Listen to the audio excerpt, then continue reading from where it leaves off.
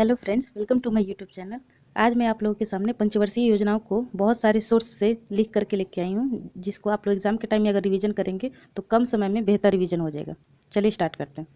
पहली पंचवर्षीय योजना है 1951 से 1956, 1951 से 1956।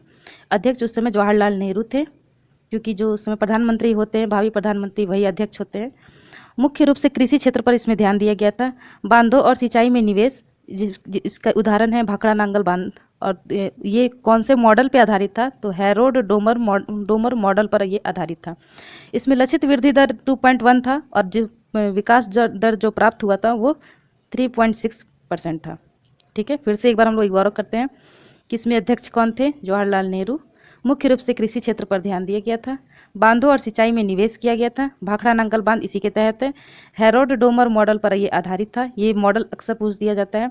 लक्षित वृद्धि दर इसमें 2.1% था और प्राप्त विकास दर इसमें हुआ था 3.6%। ठीक है, नेक्स्ट आते हैं।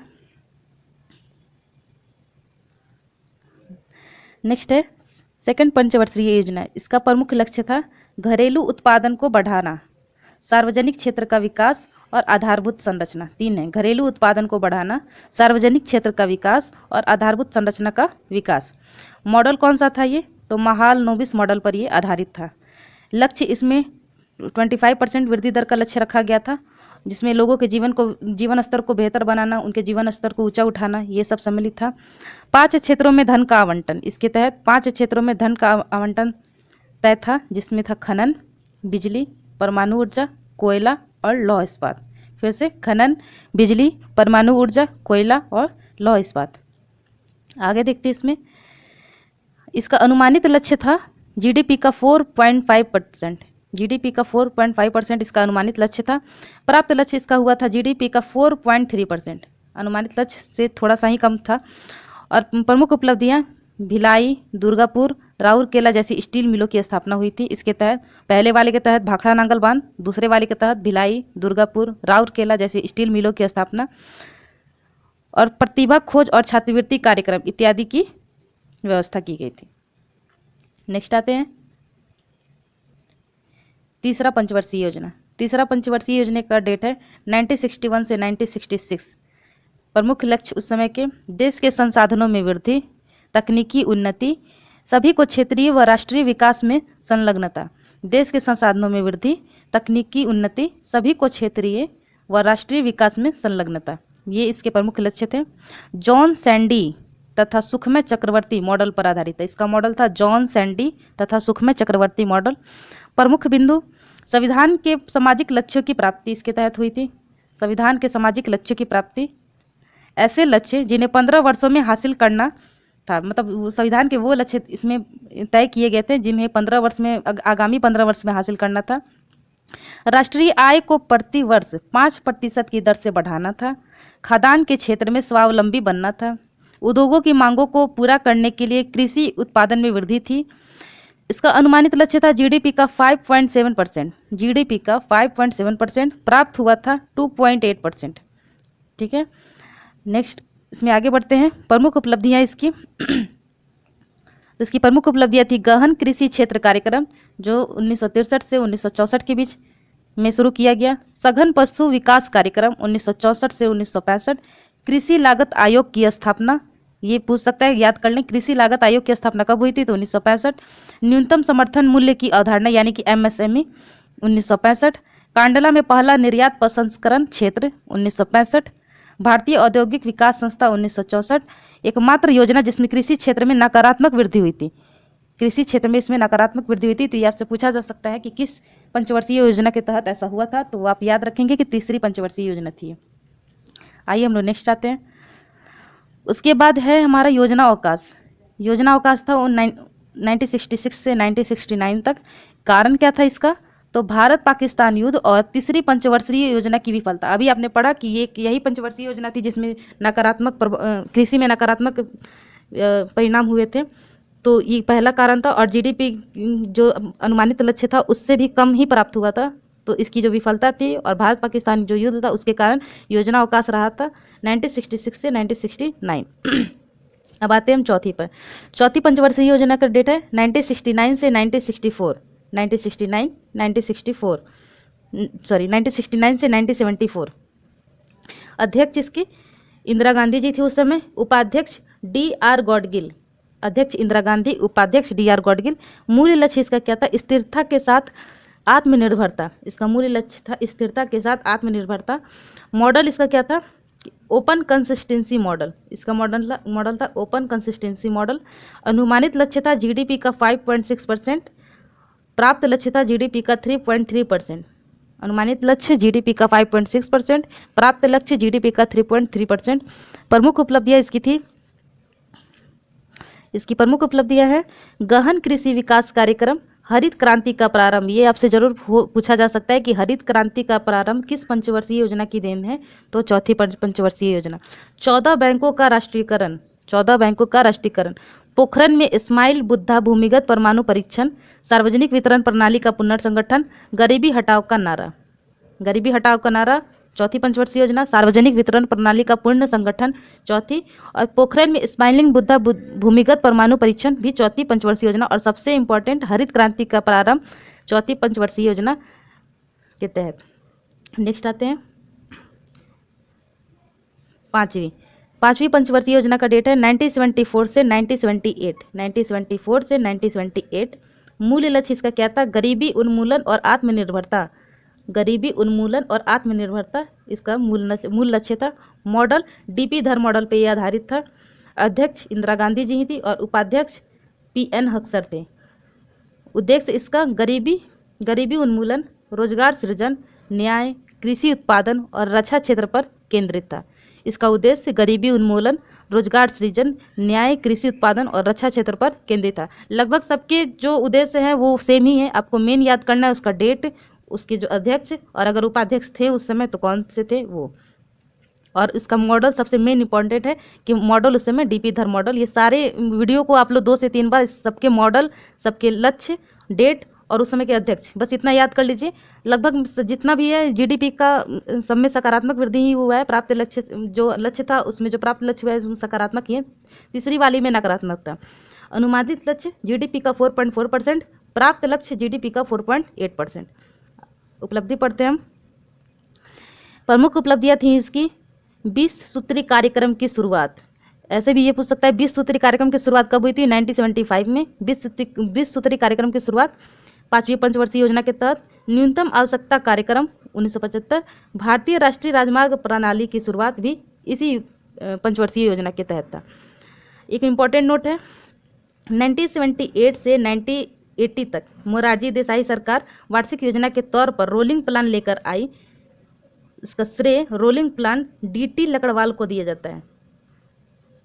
इस प्लान का श्रेय DT लकड़वाल को दिया जाता है। इस रोलिंग प्लान का श्रेय जो किसकी सरकार लेकर आई थी? मोरारजी देसाई की सरकार 1978 से 1980 के बीच की। नेक्स्ट आते हैं छठी पंचवर्षीय योजना। इसका डेट है 1980 से, छठी पंचवर्षीय योजना का डेट है 1980 से 1985। 1980 से 1985। मूल लक्ष्य इसका गरीबी उन्मूलन, तकनीकी आत्मनिर्भरता। मूल लक्ष्य मॉडल इसका आगत निर्गत मॉडल, बहुत इंपॉर्टेंट है मॉडल इसका आगत निर्गत मॉडल। अध्यक्ष इसमें भी इंदिरा गांधी, उपाध्यक्ष शंकर राव चौहान जी थे। उपाध्यक्ष शंकर राव चौहान, अध्यक्ष इंदिरा गांधी। उद्देश्य ग्रामीण गरीबी उन्मूलन, सामाजिक आर्थिक आधारभूत संरचना, परिवार नियोजन। ग्रामीण गरीबी उन्मूलन, सामाजिक आर्थिक आधारभूत संरचना, परिवार नियोजन। अनुमानित लक्ष्य इसमें जीडीपी का 5.2% था। प्राप्त लक्ष्य जीडीपी का 5.7% हुआ था। प्रमुख उपलब्धियां थी आर्थिक उदारीकरण की शुरुआत, नाबार्ड की स्थापना।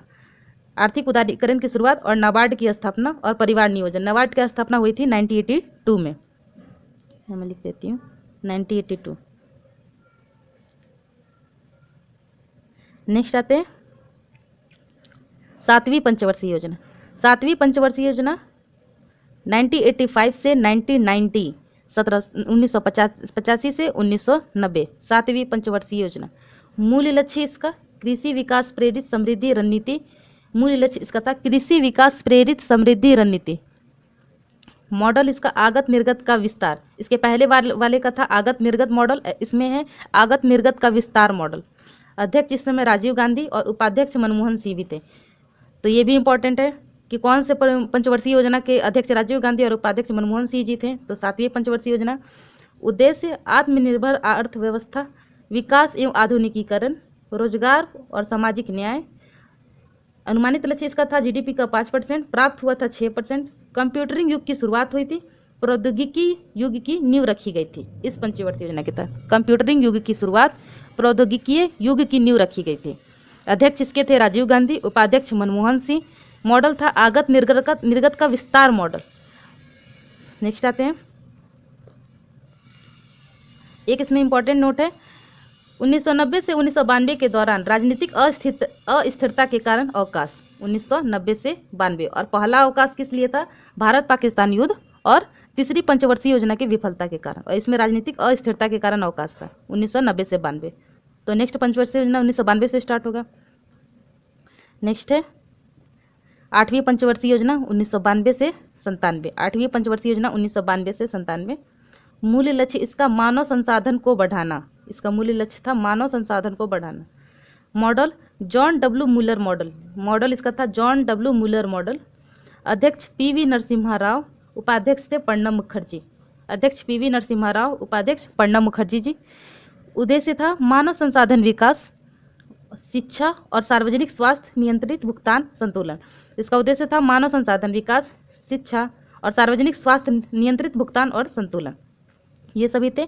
अनुमानित लक्ष्य इसका 5.7 था, प्राप्त लक्ष्य 6.8% हुआ था। इसके तहत हमें उपलब्धियां कौन कौन सी हुई थी? उपलब्धियां थी, भारत WTO का सदस्य बन गया 1995 में। आर्थिक उदारीकरण लागू किए जाने के बाद की पहली योजना, आर्थिक उदारीकरण लागू किए जाने के बाद की पहली योजना।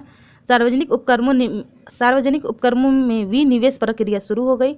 JB रामकृष्ण की अध्यक्षता में प्रथम विनिवेश आयोग का गठन किया गया 1996 में। रुपयों की आंशिक परिवर्तनीयता, दोहरी विनिमय दर प्रणाली शुरुआत हुई थी। स्थानीय संसद विकास निधि योजना की शुरुआत 1994 में हुई थी। निर्यात प्रसंस्करण क्षेत्र स्थापित हुआ। सेबी की स्थापना, महिला समृद्धि योजना और राष्ट्रीय वृद्धावस्था पेंशन योजना 1995। तो फिर से एक बार हम लोग करते हैं मेन चीज़ कि भारत WTO का सदस्य बन गया था। आर्थिक उदारीकरण लागू किए जाने के बाद की ये पहली योजना थी। प्रथम विनिवेश आयोग का गठन किया गया था 1996 में। JB रामकृष्ण की अध्यक्षता में सेबी की स्थापना हुई थी और राष्ट्रीय वृद्धावस्था पेंशन योजना की भी शुरुआत हुई थी। नेक्स्ट है 9वीं पंचवर्षीय योजना 1997 से 2002। 1997 से 2002। मूल लक्ष्य इसका सामाजिक न्याय, न्यायपूर्ण वितरण और समानता के साथ विकास। मूल लक्ष्य इसका था सामाजिक न्याय, न्यायपूर्ण वितरण और समानता के साथ विकास। मॉडल था उदारीकृत मॉडल। मॉडल इसका था उदारीकृत मॉडल। अध्यक्ष अटल बिहारी वाजपेयी और उपाध्यक्ष थे मधु दंडवते। अध्यक्ष अटल बिहारी, उपाध्यक्ष मधु दंडवते। उद्देश्य पूर्ण पैमाने पर रोजगार, घरेलू संसाधनों में आत्मनिर्भरता, महिला सशक्तिकरण, तीव्र औद्योगिक खाद्य और पोषण सुरक्षा, निजी निवेश को प्रोत्साहन। इसका उद्देश्य था पूर्ण पैमाने पर रोजगार, घरेलू संसाधनों में आत्मनिर्भरता, महिला सशक्तिकरण, तीव्र औद्योगिकरण, खाद्य और पोषण की सुरक्षा, निजी निवेश को प्रोत्साहन। इसका अनुमानित लक्ष्य जीडीपी का 6.5% था, प्राप्त हुआ था जीडीपी का 5.4%। अनुमानित लक्ष्य था जीडीपी का 6.5%, प्राप्त था 5.4%। प्रमुख उपलब्धियां इसकी प्राइवेट सेक्टर कंपनियों को नवरत्न और मिनी रत्न का दर्जा मिलना शुरू हो गया था इसी पंचवर्षीय योजना के तहत। स्वर्ण जयंती शहरी रोजगार योजना 1997 इसी के तहत शुरू हुआ।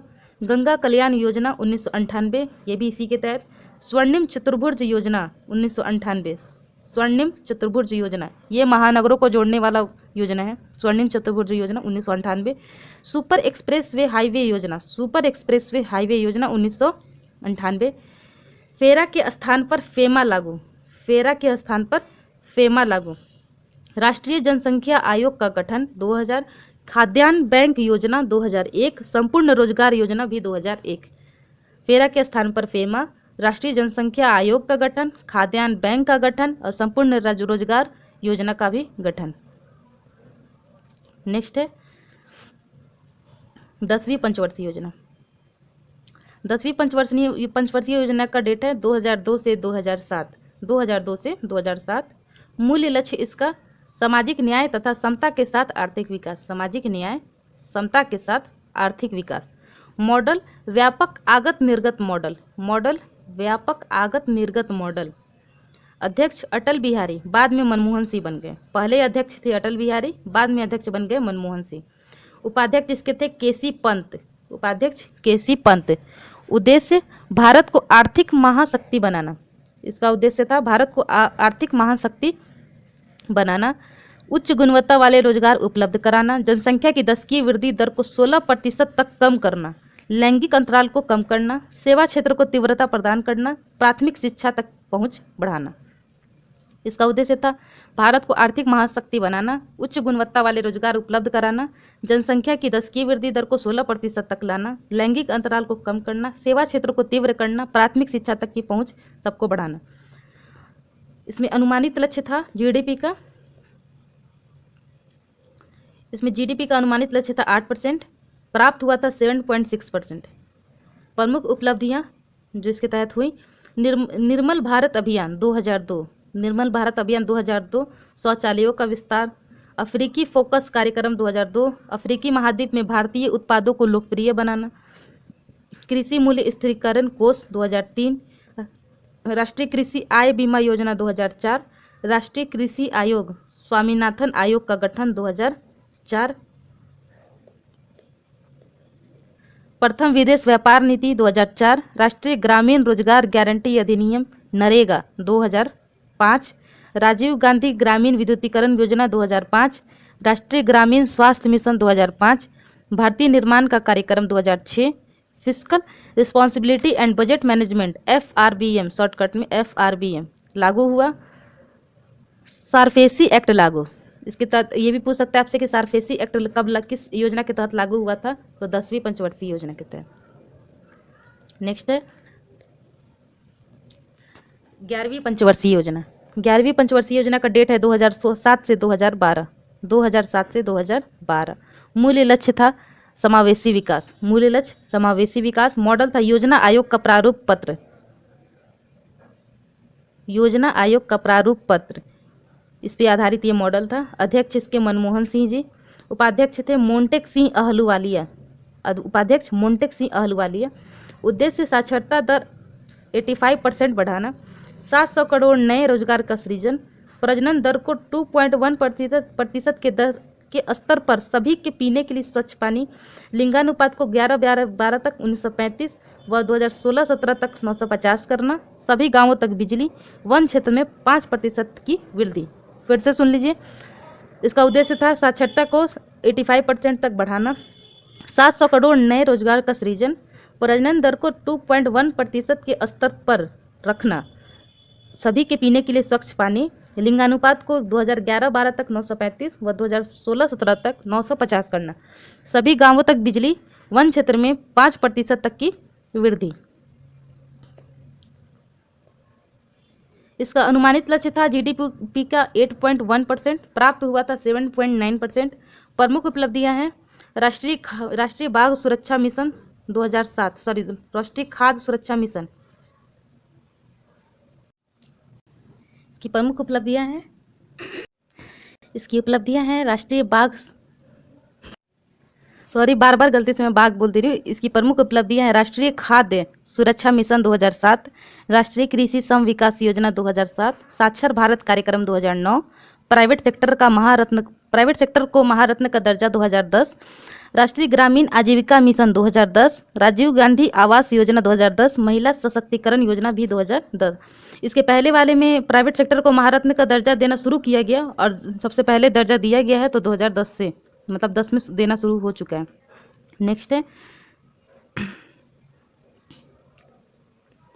नेक्स्ट और लास्ट है 12वीं पंचवर्षीय योजना 2012 से 17। 12वीं पंचवर्षीय योजना 2012 से 17। इसका मूल्य लक्ष्य है तेज, अधिक समावेशी और सतत विकास। मूल्य लक्ष्य तेज, अधिक समावेशी और सतत विकास। मॉडल, इसका कोई मॉडल ही नहीं है। ये कोई अगर आपसे पूछ दे कि 12वीं पंचवर्षीय योजना किस मॉडल पे आधारित है तो इसकी कोई मॉडल नहीं है। अध्यक्ष है मनमोहन सिंह, बाद में नरेंद्र मोदी जी बन गए। उपाध्यक्ष मोंटेक सी अहलुवालिया, क्योंकि आपको पता है कि हाँ, जो प्रधानमंत्री होते हैं वही इसके पदेन अध्यक्ष होते हैं, तो पहले मनमोहन, बाद में मोदी जी।